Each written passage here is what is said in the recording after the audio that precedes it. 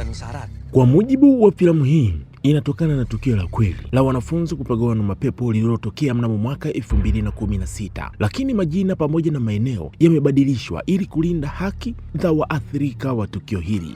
Mwanzoni mwa filamu kuna wanaume wawili, bwana mmoja anaitwa Wahyu anamhoji bwana mmoja anaitwa Miko. Miko ni huyu wa blue mwenye nguo ya blue. Miko akawa anamwambia kwamba hili tukio lilitokea mnamo mwaka 2016. Wakati huo Miko yeye alikuwa ni kiongozi wa kikosi cha skauti walioenda kuweka kambi ambayo ilikuwa inafanyika kila mwaka. Miko akawa amemuuliza anayemuoji kwamba je, anamuoji kwa lengo la kusafisha huo uvumi ulioenezwa ama anahitaji kueneza huo uvumi? Wahyu akakataa, akasema kwamba yeye anahitaji kuandika kitabu tu, ndio maana yuko hapa. Miko akaonyesha baadhi ya kumbukumbu na kueleza kwamba mwaka huo wao waliamua kwenda kutafuta sehemu tofauti kabisa na mwaka uliopita. Wakapata mahali ambapo palikuwa hapatembelewi na watu. Akakiri kuwa hawakuwahi kufikiria kwamba kuna jambo lingeweza kubadilisha maisha yao mpaka hivi leo. Kwenye picha akawa ameonyesha binti mmoja anaitwa Rini. Akasema kwamba kama angejua kitu ambacho kingeweza kumpata huyu binti mpaka hivi leo, asingeruhusu kabisa kuungana pamoja naye. Hem, turudi mpaka mwaka 2016 tuangazie kisa hiki kiundani zaidi. Huyu binti ambaye unamwona hapa anahangaika kuhema, huyu binti anaitwa Rini, anasumbuliwa na pumu. Baada ya kunywa dawa zake, rafiki yake alikuwa amefika hapa. Huyu rafiki yake anaitwa Naira. Akawa amemuuliza, "Kwa nini unaendelea kujikaza?" Rini akasema kwamba ninataka kupata alama nzuri. Naira akasema, alama nzuri itakuwaje kama utazimia huko kambini? Unajaribu kumthibitishia nani? Likitokea jambo baya inakuwaje? Lina akasema kwamba hataki kabisa kikosi chake kishindwe kwa sababu yake, hivyo ndo sababu ya yeye kujitahidi ili afanye vyema zaidi. Naira akasema kwamba sio kila kitu lazima tushinde, lakini Lini akasema kwamba yeye angependa kukabiliana na hayo matatizo yake, asije kuonekana kwamba yeye ni mzigo kwa wengine. Wakati huo Miko yeye alikuwa anakagua eneo la kambi watapiga kambi kwa mwaka huu. Akiwa huku alikuwa na kijana mmoja anaitwa Chandra, ambaye yeye ndo huyu bwana mkubwa yuko bize na kamera. Heru yeye ndo huyu bwana mkubwa mwenye minywele. Heru akuwa amependa eneo hilo, hivyo kwa wamekubaliana kwamba wawajulishe wenzao kwamba wamepata eneo zuri, eneo ambalo liko tofauti kabisa na eneo la mwaka jana. Baada ya kupata hilo eneo, akaenda moja kwa moja kwa mzee mwenyekiti Soto na kumwomba ruhusa ili wapige kambi kwenye hilo eneo. Soto akawa amekataa kabisa, akisema kwamba hakuna anayepiga kambi hilo eneo na hilo eneo linapaswa kufungwa kabisa. Heru akajaribu kumshawishi sana huyu mzee na kusema kwamba awamu hii watakuwa wachache na atahakikisha usalama wa kila mtu eneo hilo. Watakaa kwa siku 3 tu. Wakampiga korabu huyu mzee, wakamshawishi mzee mpaka ikabidi kukaa kimya tu. Waliporudi kwa wenzao, Maiko kama kiongozi akaonyesha wanafunzi wenzake eneo ambalo wanaenda kupiga kambi. Hilo eneo linaitwa Wana Arusi. Sasa kwenye kuwaonyesha, wakawa wameonyesha kuna eneo moja ambalo wanaambiwa kwamba hawatakiwi kabisa kuenda eneo hilo, yaani hakuna mtu yoyote anayeruhusiwa kuingia hilo eneo. Hii ni sheria ya wenyeji wa eneo hilo. Muda huo huo Naira akawa ametafuta mtandaoni kuhusiana na hilo eneo, akawa amegundua kwamba kuna wanafunzi waliwahi kupotea na wengi walipagawa na mapepo. Tukio hili lilitokea mnamo mwaka 2004 na wenyeji wa hilo eneo waliamua kabisa kulifunga hilo eneo, lakini habari hizo zilisahaulika kwa miaka, kwa sababu ni miaka mingi sana. Lini akamwambia kwamba mnyamaza, kwa sababu ni kama binti anapiga kelele, wengine wote wako makini kusikiliza. Wakati wanakaguliwa vifaa kabla ya kwenda kambini, Lini akaonyesha dawa zake, lakini sasa huyu dada anayemkagua anaitwa Lydia na yeye pia ni kiongozi wa maskauti. Akawa mimdhi yake akimwambia kwamba wewe unaenda kambini au unaenda kufungua duka la madawa? Kama wewe ni dhaifu, ni bora ukabaki nyumbani tu. Binti akawa amekusanya vitu vyake, lakini alikuwa anajisikia vibaya.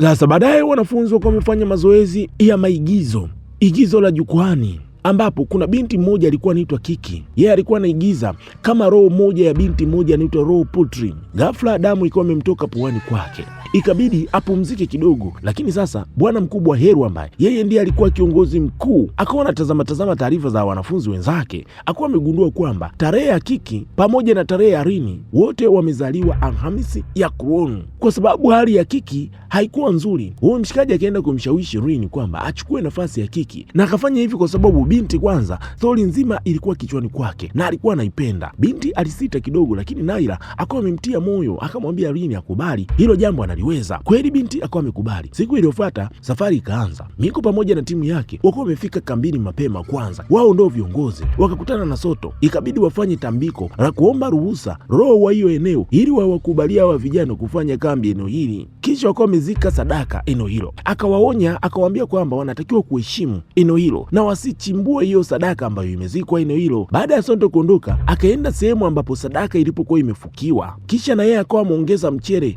wa manjano njano. Alipoondoka tu, kiupepo kikuwa kimepuliza ile sadaka. Asubuhi iliyofuata, wanafunzi wengine walikuwa wamefika kambini hapo. Rini akaanza kutapika. Lydia anamwangalia binti ammalizi. Rini akaanza kusikia sauti za ajabu, lakini akaendelea na safari, ikabidi kujikaza. Baada ya kufika, Miko akawaongoza kusali, lakini Rini alipokuwa anasali akaanza kuhisi kuna kitu cha ajabu kabisa eneo hilo. Akawa ameanguka chini, jambo lililowafanya wengine wamcheke, wakamwona kama binti ni dhaifu sana, wakati skauti anafaa kuwa mkakamavu. Naila akamuuliza, umeona nini? Lakini binti hakusema kitu chochote. Upande wa Lydia akiwa anaweka kila kitu sawa, upande wa pili akaona kama kuna mwanamke wa ajabu eneo moja hivi, ikabidi kumfuata. Kufika huko akaona kuna tenti, akawa anashangaa nani kaweka hili tenti eneo hili, huku anawasiliana na Michael, anamwambia kuhusiana na hilo jambo. Alipotoka kwenye tenti akashangaa hali ya hewa imebadilika kabisa, hilo eneo linaonekana ni la ajabu. Anajaribu kumpigia Michael kumwambia kila kitu, lakini kuna sauti ya ajabu ikiwa inazungumza naye. Hiyo sauti inamwambia kwamba umeingia katika eneo ambalo haruhusiwi mtu yoyote kuingia eneo hili.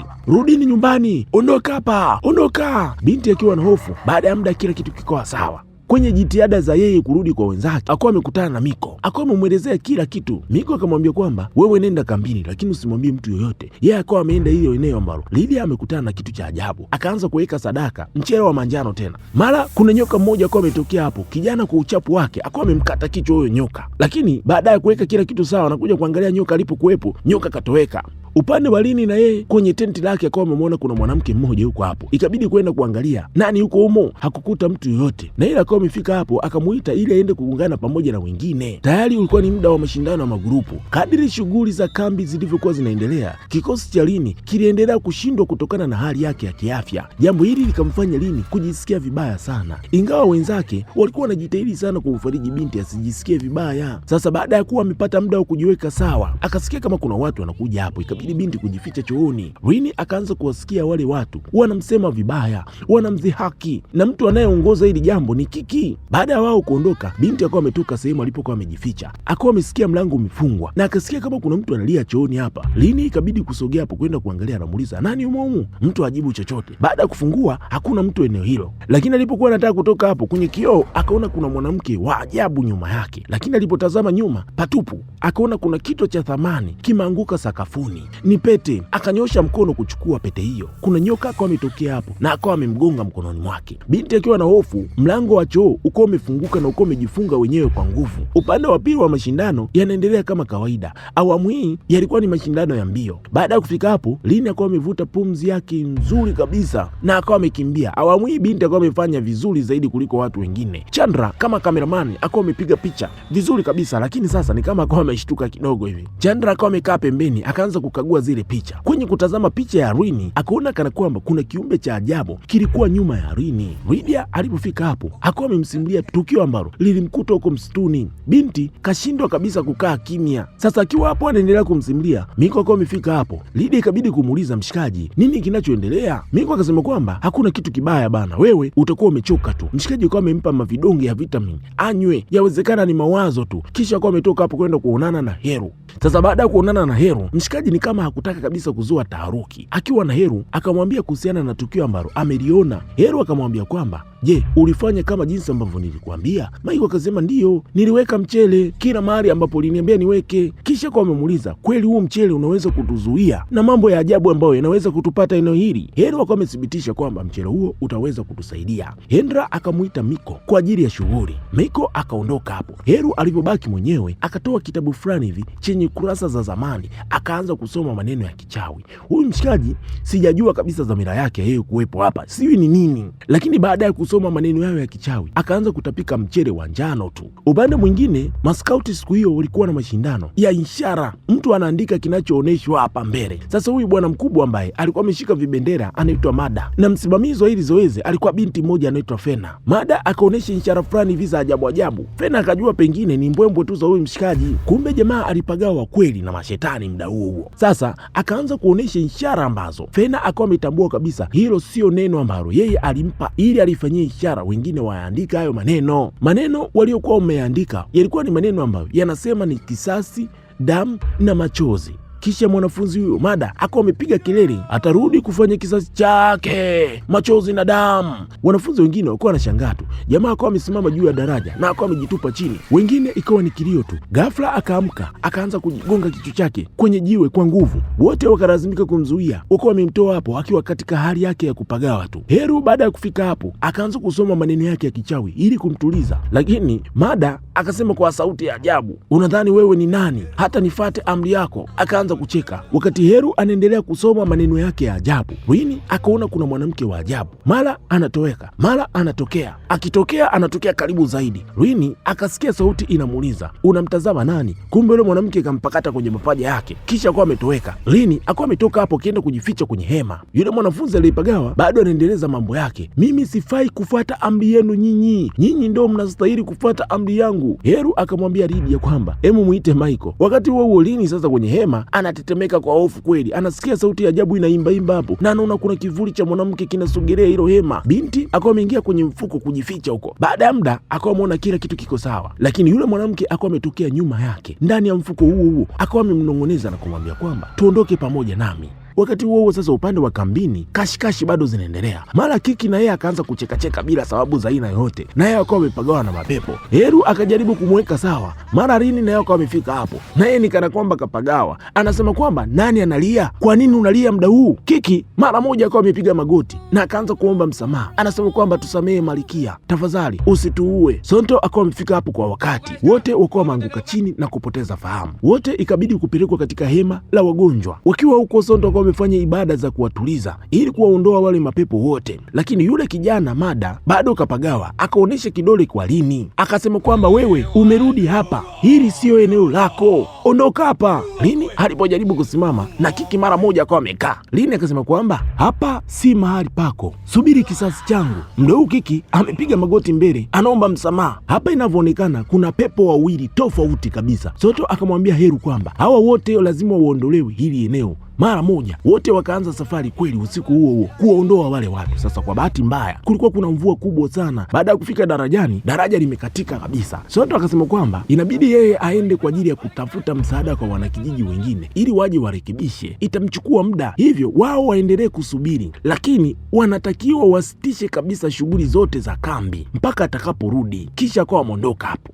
Baada ya Sonto kuwa ameondoka, Heru akawa ameingia katika hema la wagonjwa na akawa amewambia wengine wote waondoka hapo. Baada ya wengine kuondoka, akawa amemfuata yule kijana akawa amepagawa. Mada akaweka mchero wa manjano kifuani, akawa amenyanyuka. Heru akaonesha utii, akasema kwamba karibu mkuu wangu. Pepo ndani ya kijana liko limemuuliza unataka nini Heru? Heru akasema kwamba nataka makutotoromo, hili ni jiwe la thamani. Pepo akasema kwamba makutotoromo tayari kuna mtu ndani ya kambi yenu anayo, ni pete maalum yenye jiwe la thamani ambayo sisi tuliiona imedondoka kwa mwana dada Rini. Pepo akasema kwamba kama unahitaji kujua nani yako nayo, wapeleke watu wote katika chanzo cha maji msituni usiku, na hilo jiwe litaonekana, utajua nani yako nalo. Basi Heru akawa amemrudisha huyu kijana katika hali ya utulivu na akawa amemlaza. Wengine wako katika msosi, lakini Rini kaganda tu hali. Lydia akawa amemuuliza, wewe mbona huli? Unafaa kula, Scout anatakiwa kuwa mkakamavu. Sasa muda ambao yeye Lydia anapambana na Rini ili ale, viongozi wengine wako pembeni wameweka Kasemi na Kadharula wanajadili kuhusiana na hili tukio la watu kupagawa. Wakaanza kuona wanahitajika kusitisha huduma ya kambi mara moja. Heru akawa amesikia, akawa amewafuata, akawauliza kwamba nyinyi mnachoogopa ni nini? Bora kila kitu kiko sawa. Jamaa akawa amewatia moyo, akawajaza vichwa waendelee na hili zoezi. Upande wa watu wanaokula, Lydia bado anaendelea kukomaa na Rini. Rini akasema kwamba mimi siwezi kabisa kula kawaida, huwa napenda kula nikiwa napata burudani. Lydia akawa amekasirika, akawa ameondoka hapo. Mbele kidogo tu akawa ameanguka chini, akatapika wadudu, kisha akaanza kucheza. Anaimba wimbo wa huzuni unaohusu maisha ya mtu ambaye alikufa bila hatia, yani aliuawa. Kwa hofu, viongozi wengine wote walikuwa wamefika hapo kutazama hili jambo. Lydia akaendelea kuimba huku anaomba msamaha, akijigonga kichwa chake chini. Heru baada ya kufika hapo akaanza kusoma maneno yake ya kichawi. Lydia akawa amepiga kelele na akarudi katika hali yake ya kawaida, na akawa amwambia wengine wote kwamba wajiandae, usiku huo, usiku wa manane, wataenda kushughulika na jambo ambalo jaribio la ujasiri wao kama makamanda lazima wajiandae. usiku huo. Baadaye Nadia akawa ameamka na akamwona Rini hajalala, akamwomba amsindikize chooni. Kweli binti akawa amempeleka chooni rafiki yake. Anapokuwa anajisaidia analalamika, huyu binti analalamika kuhusiana na uchafu wa vyoo. Mara nyoka akawa ameingia hapo. Sasa binti wakati anaenda kujitawaza, si akaona kuna nyoka hapo, akawa ametoka mbio kwa msaada wa Rini, akawa amefika hapo na akawa amemwamuru yule nyoka na akawa amerudi alikotoka. Sasa wakiwa wanarudi kambini, Naila akawa amemuuliza Rini, mbona uko kimya sana, wala hata unijibu? Rini akawa amesema kwamba unaelewa nyoka anaashiria nini? Nyoka ni ishara kwamba mahali hapa panalindwa na Sapto Pratoro, mtawala wa dunia. Hapa si mahala pa binadamu. Kisha kaongeza kwamba kuna mtu miongoni mwenu ana nia mbaya, ana nia ovu. Kisha akawa ameondoka hapo. Ndani ya hema, Miko akawa anamuuliza Heru, kwa nini tunaendelea na shughuli za kambi wakati Sonto alikataa? Lakini Heru akawa amepuuza, akasema kwamba Sonto atachelewa kurudi. Wote wamejitahidi sana kupambania huu wakati wa kupiga kambi eneo hili kwa muda mrefu, hivyo hawawezi kukairisha tu ghafla, na hawapasi kufanya vibaya kama mwaka uliopita. Miko ana wasiwasi sana, huenda kuna kitu kibaya kinaweza kikatokea, lakini Heru akamwambia kwamba afuate alichosema, ahakikishe anamwaga mchele wa njano kila sehemu ambapo anapatilia mashaka. Baadaye Miko kama kiongozi akawa makusanya wengine wote kwa ajili ya jaribio la ujasiri, na wote walikuwa wameingia msituni, wamefunikwa macho yao kasoro watu ambao wanaongoza misafara yao. Miko yeye anaongoza grupu jingine na Chandra anaongoza grupu la kina Rini. Sasa baada ya kutembea kwa muda mrefu, Chandra akaanza kuona kama kuna vitu vingine anavisikia sio vya kawaida. Kwenye kutazama akaona mtu kwa mbali, nyuma yao akaona kuna wanaume kama maaskari wa ajabu wako eneo hilo, hivyo akaamua kuwavuta wengine mbio na kuwatoa eneo hilo. Sasa baada ya wao kukimbia mbio, Rini akawa amebaki peke yake. Mara moja Rini akajikuta katika ulimwengu mwingine, amezungukwa na maaskari wa ajabu eneo hilo. Sasa upande wa wengine, baada ya kufika mahala kwingine, wakuwa wameondoa vile vitambaa machoni kwao, wakuwa wametaja majina yao, wakuwa wametambua kwamba Rini hayuko pamoja nao. Chandra mara moja akawa amemjulisha Miko kwamba Rini amepotea. Watu wakaanza kumtafuta Rini, tafuta sana. Mara taa ya Naria ikawa imezimika, akawa ameanguka chini. Kwenye kutazama vizuri, akawa amegundua kwamba ameanguka kwenye kaburi. Akiwa hapo kugeuka nyuma, kuna mzimu mmoja ukiwa hapo. Binti akawa amepiga kelele kwa hofu. Upande wa kijana Chandra bado anaendelea harakati ya kumtafuta Rini, akaona kama kuna mtu akiwa anafanya tambiko kazungukwa na nyoka. Sasa baada ya muda Miko akawa amefika hapo. Chandra akamwambia kwamba nimemwona Heru anafanya tambiko kazungukwa na nyoka kakaa pale. Wakaamua kwenda eneo hilo kwenda kuangalia. Walipofika hapo wakasikia kama kuna kelele ya mtoto wa kike upande wa pili. Ikabidi waachane na hilo jambo kwanza, waende upande wa pili kwenda kusaidia. Wakamkuta ni Naira kapagawa na mapepo. Anauliza, nguo zangu ziko wapi?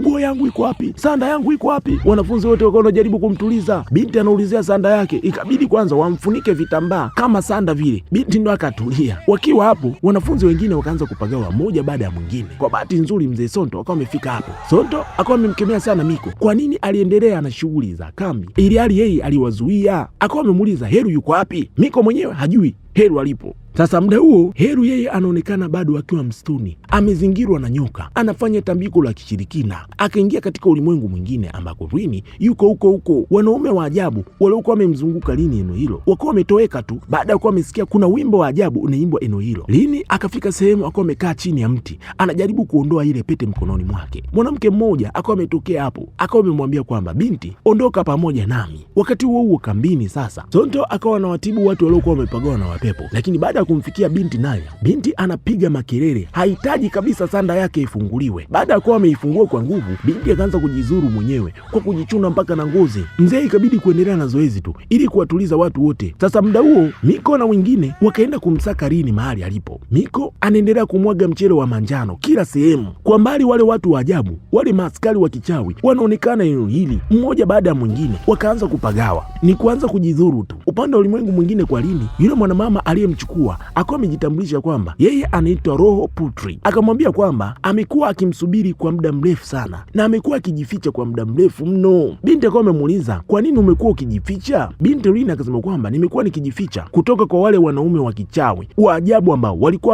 wamekuzingira. Sasa hii inaonyesha kwamba huyu Roho Putri pamoja na wale wanaume, wale maaskari wa kichawi ni vitu viwili tofauti. Roho Putri anasema kwamba wale maaskari wanaamini kwamba mimi nitalipa kisasi ili kumuua mfalme wao. Ghafla roho huyu Putri akahisi kuna uwepo wa ajabu wa mtu mwingine mwenye tamaa eneo hilo. Kwa hasira akawa amemuuliza Rini kwamba kwa nini umemleta mtu huyu eneo hili? Baada ya Chandra kuwachukua wale wenzake waliokuwa wamepagawa na mapepo, akaamua kumweleza mzee Sonto kila kitu. Mzee Sonto akawa amemuulizia kiongozi wao Heru yuko wapi. Mzee akawa ameona wale maaskari wa kichawi wako eneo hilo. Chandra akampeleka mpaka sehemu ambapo walimuona Heru akiwa anafanya tambiko lake la kichawi. Baada ya kufika hapo, mzee akawa amegundua kwamba ile sadaka ambayo alikuwa ameifukia eneo hilo imefukuliwa na ule mchele wa manjano. Mchele huo mara nyingi huwa unatumika kuita nguvu zingine, nguvu zisizofaa. Kwa hiyo Miko aliingizwa mkenge na Heru. Heru alikuwa na nia ovu. Muda huo Miko aliko anakimbizwa na wale askari wa kishetani, akafika mahali akawa amejigonga kichwa chake, akawa ameanguka chini na akawa amezirai. Upande wa Rini akiwa bado yuko na Roro Putri, kiumbe yule anamwambia kwamba Rini, pete niliyokupatia itakupa uwezo wa kutawala viumbe wote na kutimiza matakwa yako. Mwanamke huyu akasema kwamba amempa pete hiyo kwa sharti moja la yeye kumsaidia ili alipe kisasi, akieleza kuwa yeye ni binti wa kifalme aliyesalitiwa na kuuawa na mpenzi wake. Akiwa hapo akamwona Heru ambaye kafika hapo anafanya dua zake za kishetani, anaomba Roro Putri ampatie ile pete. Roro Putri akanitazama, kwa nini unahitaji mimi nifanye hivyo? Sasa hatukuambiwa wala hatukuonyeshwa nini kilichotokea. Turudi duniani kwa mwanetu Heru. Akawa amemwamsha Miko akamwambia kwamba Rini yule pale, hivyo akawa amemchukua Rini na akawa amempeleka kambini. Heru akakutana na mzee Sonto. Mzee Sonto akamkabili vikali, anamuuliza kwamba kwa nini ulifanya haya yote? Wakati umefanya haya yote unajua kabisa ni hatari. Heru akawa amekiri kwamba aliahidi kuigiza hadithi ya Roro Putri ili kuwaokoa wanafunzi wenzake wote, na anakiri kwamba hakuwa na njia nyingine ya kufanya haya yote zaidi ya kuigiza hili igizo ili Roro Putri ajaribu kulipa kisasi kulingana na hadithi yake huko nyuma, ili ajaribu kubadilisha hadithi ya kwamba aliuawa ili yeye amuue mfalme. Heru akasema kwamba kafanya hivi na amekubali kuigiza hii hadithi ili awaokoe wanafunzi wenzake. Mzee ikabidi kutulia tu. Usiku huo kweli wanafunzi wote wakaanza kujiandaa kwa ajili ya igizo hilo, wakaanza kuigiza kana kwamba watu wamerogwa. Huu ndio ulikuwa mpango wa Heru. Miko kwenye simulizi anasema kwamba hadi hii leo hajawahi kujua kama Heru alifanya hili jambo kwa ajili ya kuokoa wanafunzi ama alifanya hili jambo kwa ajili ya tamaa zake binafsi.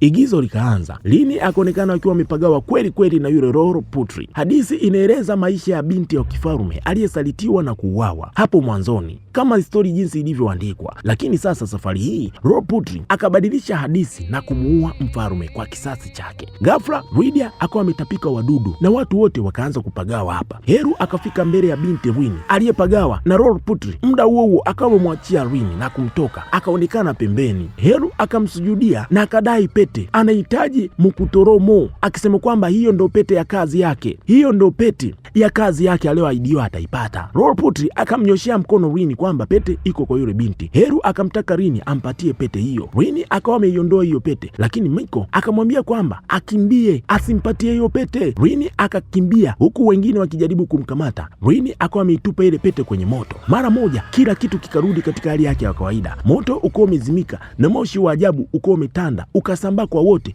wako wameanguka chini, walikuwa wamepagawa na mapepo. Rini akamfuata Roro Putri. Kiumbe huyu akamwambia kwamba nilikuambia usichague watu wasio sahihi kwako, moyo wako ni moyo safi sana, ninaahidi nitakulinda maisha yako yote kama jinsi ambavyo wewe umenilinda katika hili. Hii inaonyesha wazi kwamba Heru alikuwa na tamaa zake binafsi, pengine yeye alikuwa anahitaji ile pete. Roro Putri akawa amekumbatiana na binti Rina, kisha akawa ametoweka na Rin akawa ameanguka chini na kuzimia. Baadaye Rin alivyoamka yuko ndani ya hema na ilo pia karudi katika hali yake ya kawaida. Wengine wote walikuwa wamefika hapo wakiwa wanaongozwa na Kiki ambaye alikuwa ni mbaya sana kwa huyu binti, akawa amemuomba msamaha Rini, wakuwa wamesameana, watu wakuwa wamekumbatiana kwa furaha. Sonto akawaosha na kuwatakasa kwa maji ili warudi mjini wasiambatane na mabaya. Miko anasimulia kwamba tangu tukio hilo hajawahi kabisa kumuona Heru na wala hawajawahi kujua yuko wapi, ingawa wao walinusurika na kutoka katika hili tukio, lakini Rini hakurudi katika maisha yake ya kawaida kwa sababu yeye aliambatana pamoja na yule Roro Putri ambaye aliahidi kwamba ataendelea kumlinda katika maisha yake yote, na kwa sababu hiyo wao walilazimika kurudi kila mwaka kwa ajili ya kumsi yule roho amuache Rini aishi maisha yake ya kawaida, lakini hili jambo halikuwahi kufanyikiwa abadan. Sasa watu wanaweza kuuliza kuhusiana na Heru yuko wapi? Heru inavyoonekana alikwama katika ulimwengu mwingine, ulimwengu wa mawazo, kwa sababu ya tamaa zake binafsi, akihitaji kuipata ile pete ya nguvu za ajabu, lakini lengo lake halikufanyikiwa. Mwisho tunaonyeshwa Rini Reese ambaye yuko kwenye giza kikubwa. Anasema kwamba tangu tukio la mwaka 2016 mpaka hivi leo, ile roho bado inaendelea kuishi pamoja naye na amekuwa akiona maajabu katika maisha yake yote. Ror Putri aliahidi kumlinda binti huyu maisha yake yote. Filamu hii inaishia hapa. Subscribe, like, comment. Karibu Swahili Maktaba, chimbo la wajanja.